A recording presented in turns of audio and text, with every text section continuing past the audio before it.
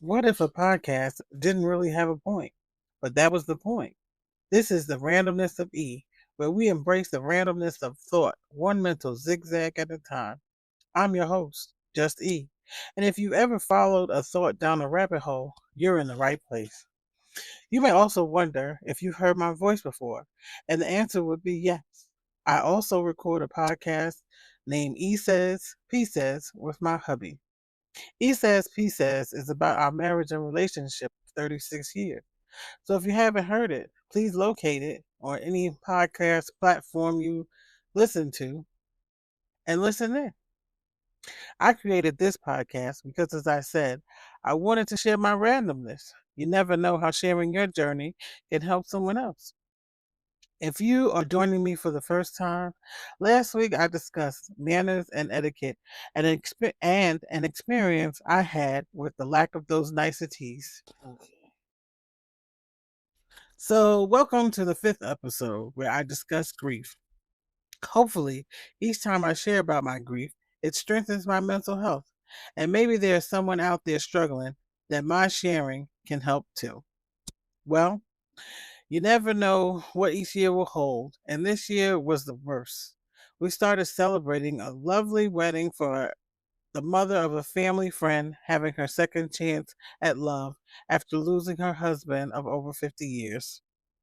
Shortly after that high, we were sick, my husband and I, because of the unusually warm weather. I ended up with bronchitis and him in the hospital. Thankfully, we're both better, and besides a little thing here and there, health wise, we're okay.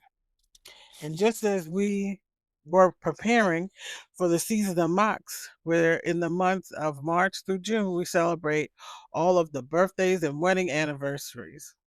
I got a call from my aunt on my dad's side wishing me a happy birthday. Unfortunately, I did not call her back.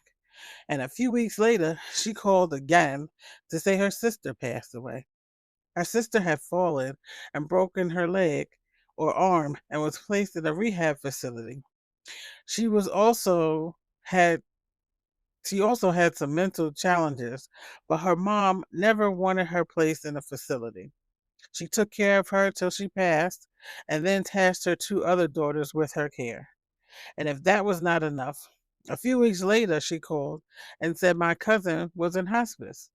I was like, what the heck? And then I said, the next time my aunt calls, I will answer. And I have kept my word. Of course, when you hear hospice, you always think maybe there will be a miracle. It does happen. Unfortunately, not this time. However, I did find out that my cousin lived a full life of service to others. And the only reason we probably lost him is because he was a first responder as an NYPD detective, first grade, after the World Trade Center bombing on 9/11. So that hurt. And it was very unexpected. And the icing on the cake, the wedding we went to in January, her daughter passed away a few days after my cousin. It was like, damn, damn, damn. And she too led a life of service as a teacher, counselor, mother, friend, and caregiver of a disabled child. So, three good people were lost in a short time frame. So, as of this year going forward, April 2025 will be known as Angry April.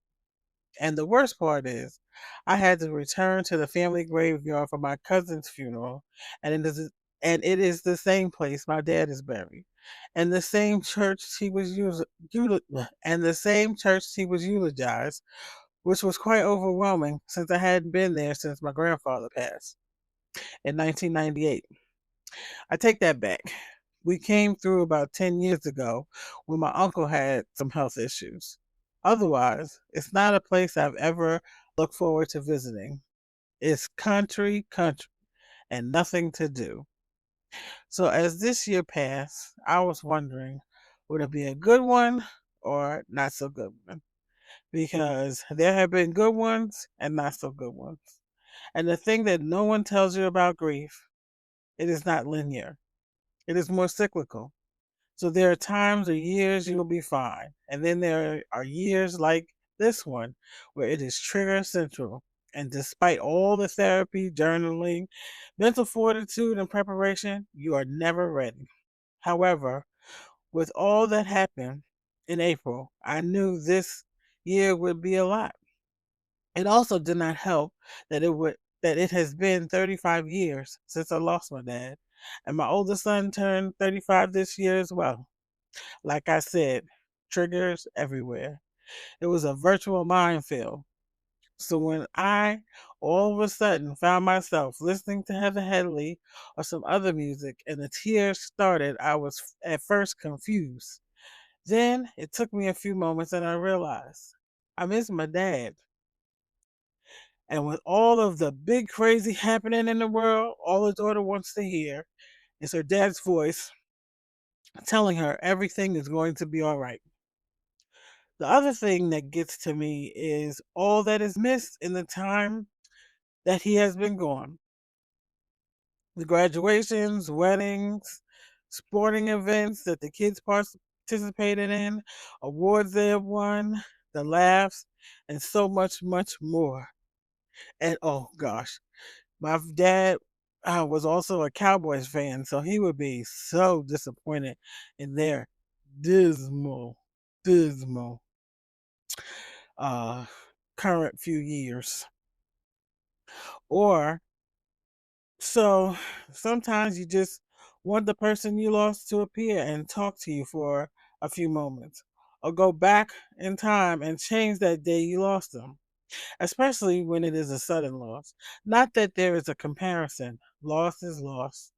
It just seems that when there are no signs of illness or it just seems that when there are no signs of illness and violence is involved, there are no goodbyes, and all that is left is empty space and questions never answered.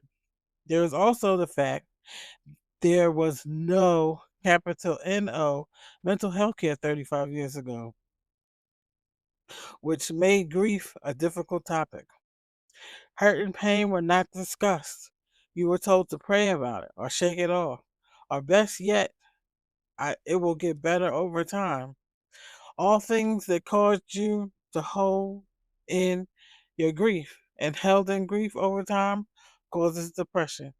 And if you think grief sucks, try figuring out what is going on without any help. There was also little or no discussion about the missing party. And listening to the sermon for my cousin's service, the minister said several things that if anyone had said 35 years ago, I might not have gone through depressive episodes I had. And all he said was, it is okay to feel how you are feeling for as long as you need to feel it. When you are ready to move forward in your way, you will. And even in therapy, for the first time, to be told to feel the feels when they come through and not hold them in. Cry, scream, shout, holler, throw things, and whatever is needed to feel yourself. Just don't wallow there too long because too much can cause a depressive episode. So, finding the balance is important and something that only happens with time. Thankfully, I'm learning to find that balance and recognizing those triggers, feeling the feels, releasing the tears, allowing yourself to miss a part of yourself that is no longer here. Not focusing on the loss, but the times you laughed, games you played, shows you enjoyed together, or the joy of him holding his grandchild the last time. The only thing I would have done that day is told my dad I love him and given him the biggest hug. Because over time, I have learned we all, capital ALL, have a path, and none of us can get in the way when the universe speaks. All I can say is over these 35 years, is therapy is a good thing. Speaking about your pain, loss is helpful. Taking medication for your mental health issues is a good thing. And most of the time, taking medication may be only temporary, depending on the ailment you have or are dealing with. Mental health should be part of self care. If you're not in continuous therapy for an occasional if you are not in continuous therapy, an occasional tune-up can be helpful. Share and think about the good times of those you have lost. Laughter through tears can be a helpful emotion. Let yourself feel the feels and take the time to mourn. Create a safe space and heal. Grief is cyclical, and at any time you can be in any of the five stages. Keep working on you. Self care is the best care for your health, mental and physical, and they are all one. Your mind and body are one. If one is not working at full capacity, the other cannot work either. If you remember nothing else, take care of you. If not, you cannot help or be there for anyone. Thanks for listening. And remember, I'm just a person sharing my randomness. If you find that there is a need for further research or discussion on something, please reach out to a professional. I can be found on most social media and podcast platforms as the randomness of E. So be sure to like, follow, and subscribe so you can keep up with all my random thoughts. Comments, questions, and suggestions are always welcome. Just post it on one of my pages. Looking forward to this new journey. Also, feel free to listen to the current episodes of E Says, P Says. Unfortunately, we are currently on a bit of a hiatus while, while the Mister is convalescing. You can also check out our website, mockmediagroup.com, where you can listen and learn about all things happening with the Mocks. Want to do more? Support us by filling our cup at buymeacoffee.com/mockmedia or subscribe on any podcast platform so you don't miss an episode.